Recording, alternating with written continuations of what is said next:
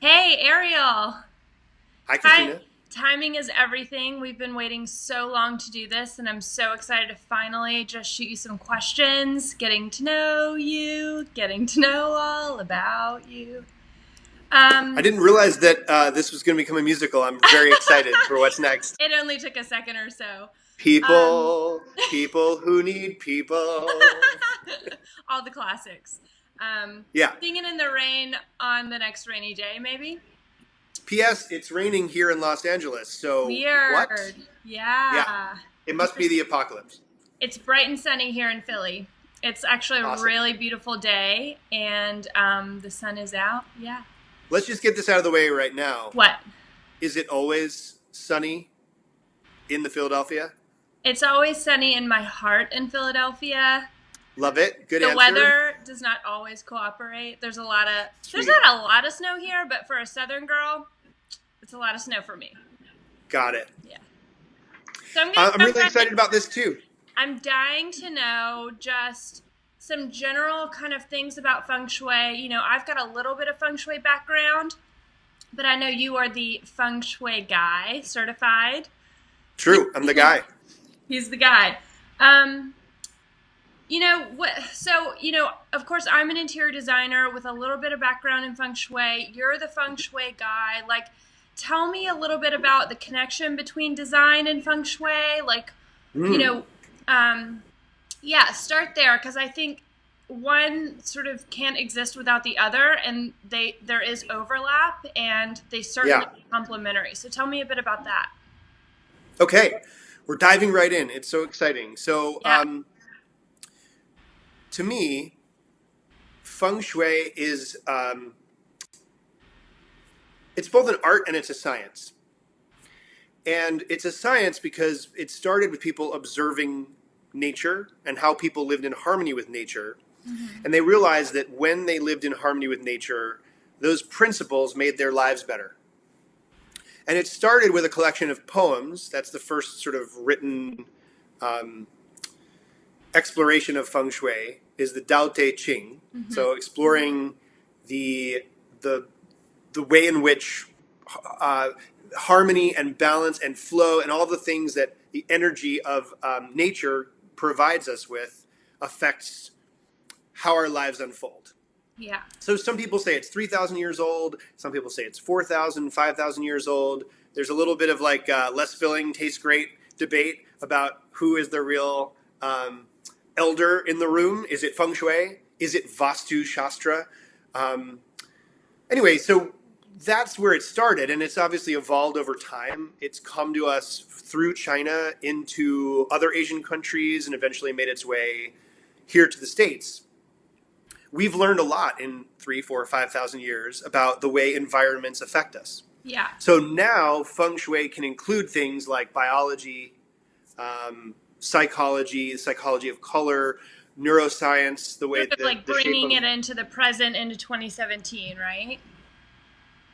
so like the way the room is shaped actually affects the way your brain works. Hmm. So what I love is the entire spectrum of how environment scientifically affects us. Second to that is that there's no wrong way to eat a Reese's. So the way you set up a space using science feng shui principles might be different from the way I would do it. And that's where the art of it comes in. So it's both an art and it's a science. Got it. Does that make sense? Yeah, yeah, got it. And I would say, there's similarity to that in design as well. I mean, I like to explain to clients sometimes and just people when I have conversations like this, if you have high ceilings, it's easier to have an open mind and think more creatively. And when you There have you low go. ceilings, you're able to focus. So sometimes like when I feel very scattered or something, I'll literally wear a hat when I do my work and it gives me like a tunnel, and like a low ceiling will do that for you too. So that's kind of like some science and design. And of course, there's a ton Yeah, of art and design. So totally. yeah, I love that. I love the overlap. Yeah. Um, so is there a way to define great feng shui and how do you achieve it? I mean, there's the cliche of it's not a destination, it's a journey. Is that the case with feng shui? Or, you know, is there a sort of pinnacle that you're going for where you kind of reach something and then you maintain it? Like, how does that work? You mean feng shui nirvana? Yes. It's like winning the lottery. When that happens, the heavens open and flowers descend upon your head. Um, Yeah, how do you do that? so, good question, Grasshopper. Um, so, feng shui is a journey, and I know that's a cliche, but the way I see it is that there are stages.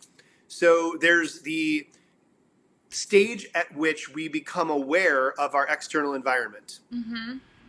And I don't know that everyone who's watching this or everyone at home is currently aware of their environment. Yeah. I've found that over time, people numb out, they tune out. You know, they're like, oh, I know this room, or I'm only going for the coffee, or I'm coming home, putting my stuff in the corner, and I just have to pack again tonight and leave.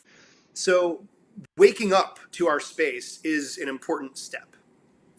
What is our environment, and how's it going? You know, does the environment seem like it's feeling good? Does it look good? Is it meeting my needs?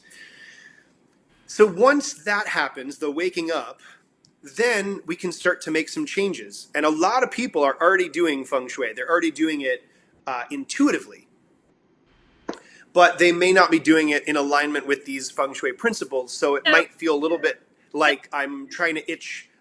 Sorry, go ahead. I was just going to ask, is that kind of like bringing in a flower arrangement or like hanging, like you feel like the space needs something and you don't know what it is, the intuitive feng shui stuff, like getting a new piece of art and hanging it on the wall, like that kind of thing? Is that what you mean? That feels like advanced 201 to me. To me, like the first thing is like, ugh, why is there so much stuff?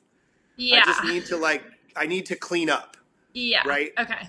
Then it's like, oh, this couch I've had for 10 years and it's lumpy and I've realized now that I don't like to sit in it.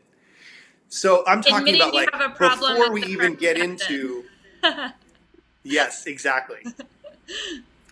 So I feel like waking up to the space would be part one, and then doing things with purpose. Like I'm going to do this to open up the room, or I'm going to do this to make more space, or I'm going to do this because it's ugly and I need to like put a new upholstery on it, or I need to get a new couch so it's more comfortable and I use it. That feels like trial and error, though. You know, unless you have an expert, or unless you are an expert, or unless you're an expert in yourself, a lot of that is just going to be I'm going to try some things, and if it doesn't quite feel right, I might keep doing things until I scratch that itch. Yeah. But unless you're doing that with these feng shui principles in mind, it might often feel slightly dissatisfying Hmm. or temporarily satisfying, but then it doesn't last long. So, in terms of the pinnacle of feng shui, the really simple answer is when every part of your space feels like it lights you up, Hmm. like you're excited to be there, like you use it, that's the end of the first stage of feng shui, which is every part of my space is set up on purpose and with a purpose, and it's Yeah. beautiful to me.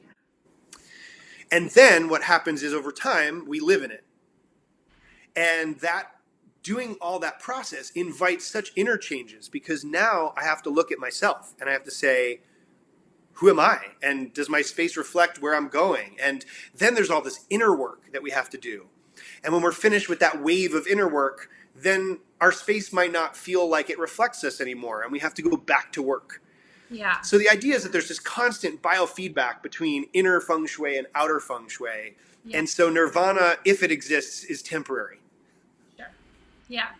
That makes perfect sense to me. So it's using your intuition to identify problem areas on a really Yeah. basic level, of course, and then to sort of admit you have a problem, Yeah. recognize it, do what you can to fix it in a way that's intentional, and then just feel how it affects you.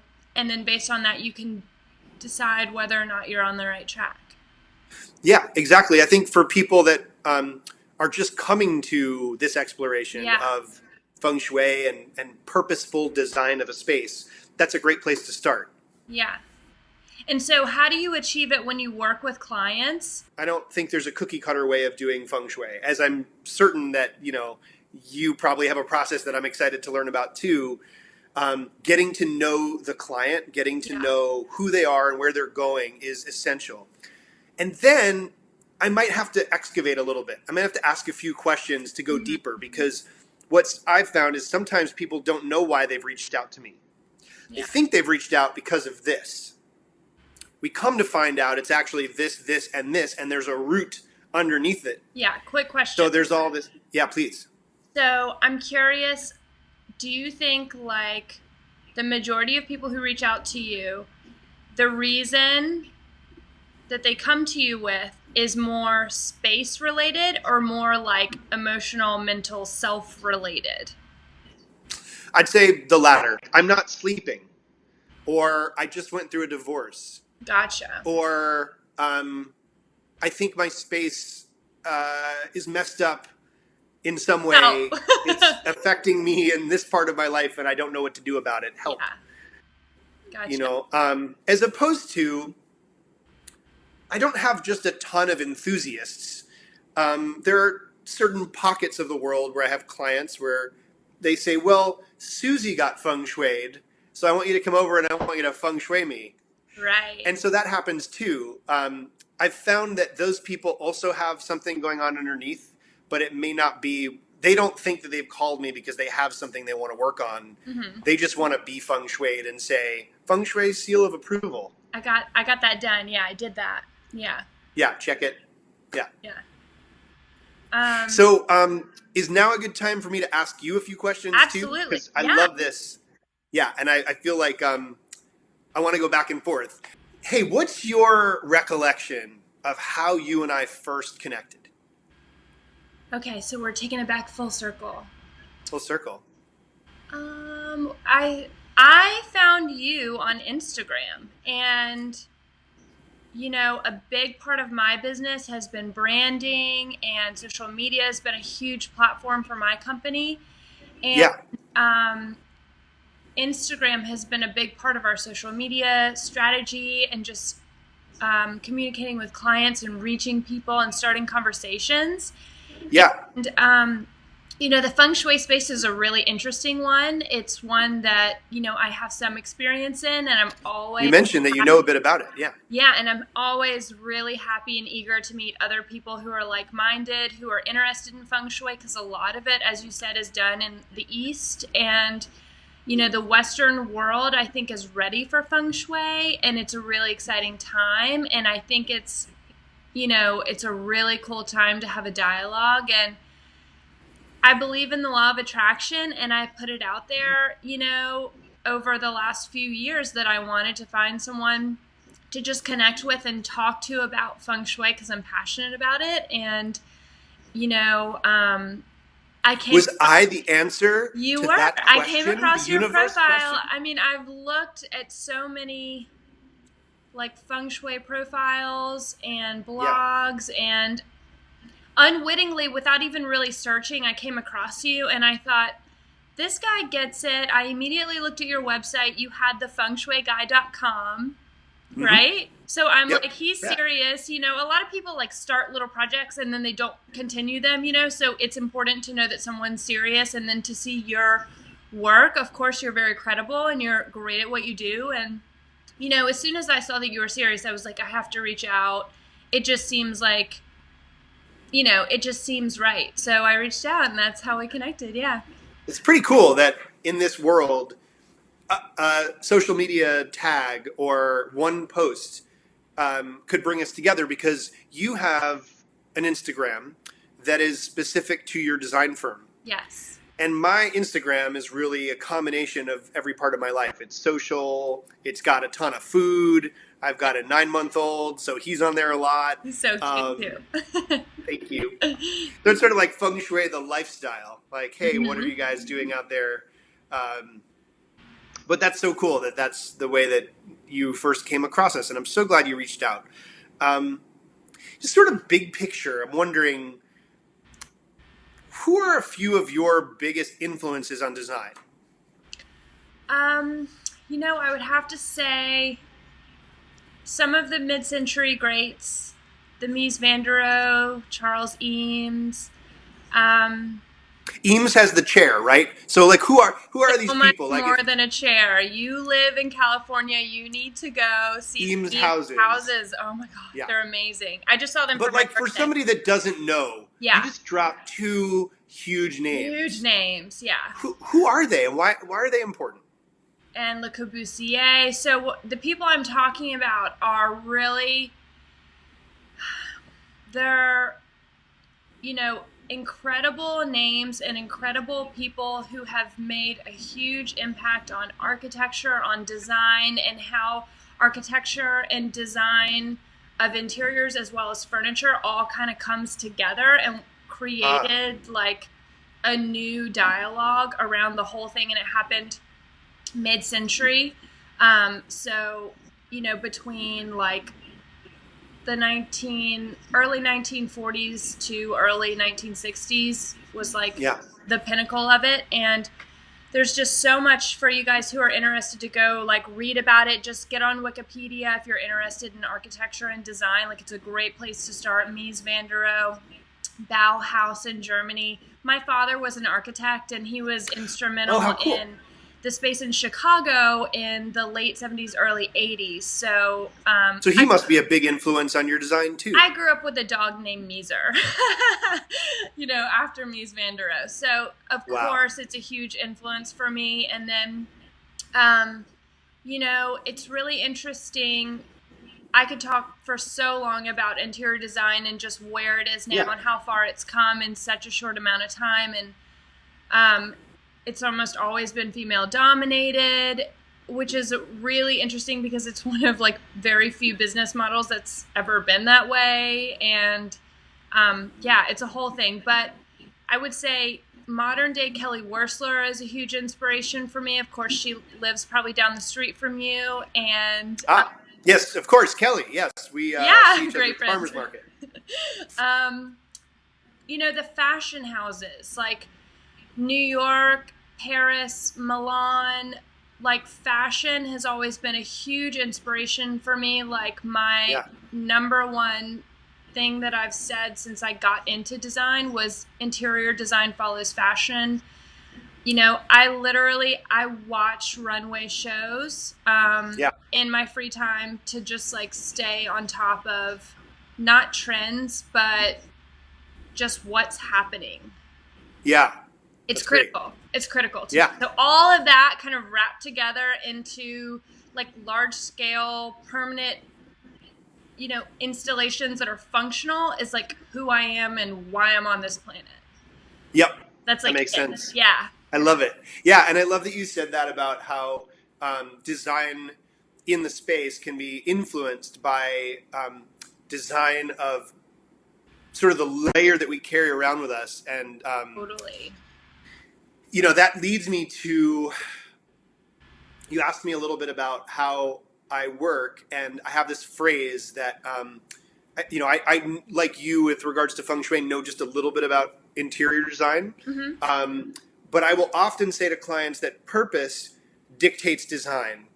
If you're talking about energy, and if you're talking about getting our needs met in a space and the relationship between us and our home, um, intention and purpose need to dictate design. So Right. I'm wondering, Function. yeah. So function function predates form. Is that one of the phrases? So It's a good argument. It's uh, another interesting conversation to have, really similar to like nature versus nurture, like in human development, which came first.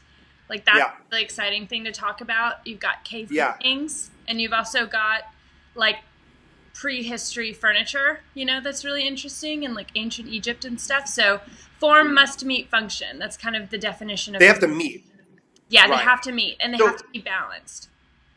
so in your work, you come with all of these options and all this knowledge, and I'm just wondering if we could do a bird's eye view still. What part does intention play into your application of design? Huge. So, like you, early on, probably first meeting, second meeting, definitely first meeting, you know, I'm like, do you mind if I peek in your closet? You know, do you mind if, like, I want to see their shoes? I want to see, like, I'm looking at their family photos. Even if it's a new construction build out and brand new design from scratch, it's like a blank slate. I go to their existing house before that, or I have them send me like lots of photos because I want to get a sense of who they are. You Yeah. know what I mean? So Yep. the Yep. intention, my intention always for interior design for my clients is to create a space that reflects them. And if they want to up the ante on the style side or on the sophistication side or on the we want a classic feeling that's not going to date, whatever it is that they want to kind of up the ante on, but I still always want it to reflect the client, and that's like the most important thing, that it meets their lifestyle, which is the function side, and that we Yep. design it with intention for form and function, right? Like the look of it really needs to like reflect them, but the way we set up the furniture, I had a client who had like a dining room. She and her husband own a real estate company here in Philadelphia, and they had a dining room, and I'm like, you guys eat takeout for every meal. Like, when was the last time you sat here? And they were like, never. And I was like, let's turn it into like a little swanky lounge area where you can have people over and have like a little at-home happy hour after a long day of work. And they were like, we love that. So that's a functional way that we used intention for them to be able to use their space in a way that makes the most sense. Totally. Yeah, I love it. So it sounds like it's integrated Got to from the do both. beginning, and it sparks your curiosity to all the different ways in which you gather information Yes. from and about them, so that you can help them live a thriving version of their life, and things they might not even know. Like maybe they were content with Chinese food at that table, but they don't even know it's possible to have the swanky lounge. And Right. now you've opened up. Sometimes there's a paradigm shift, when you get Yeah. into somebody's space, and, Yeah. people are certainly emotional about their space because it's like their exterior version of themselves. It's, Yeah. Yeah. some people are really open to change. Some people have trouble with it, but they're still reaching out because they know they want help. Yeah. And, there's like energy work involved, regardless of whether or not the client is like aware of it. So, Totally. I have to be like tuned in on that level. And yeah, sometimes it's like, well, what do you want? Do you want a dining room table that you're never going to use? Or, you have to have these conversations, and sometimes it does create like a shift for people, which is Yeah. really helpful and really usually on my end not unexpected, but because the intention is there with me to add value in more than just moving around their stuff, they get like a little, they're like, whoa, it's interesting. Yeah. It's interesting. Magic Yeah. happens, when you move space, you move energy, and I'm talking to the guru. Of course, you know that. Yeah. Yay. Cool.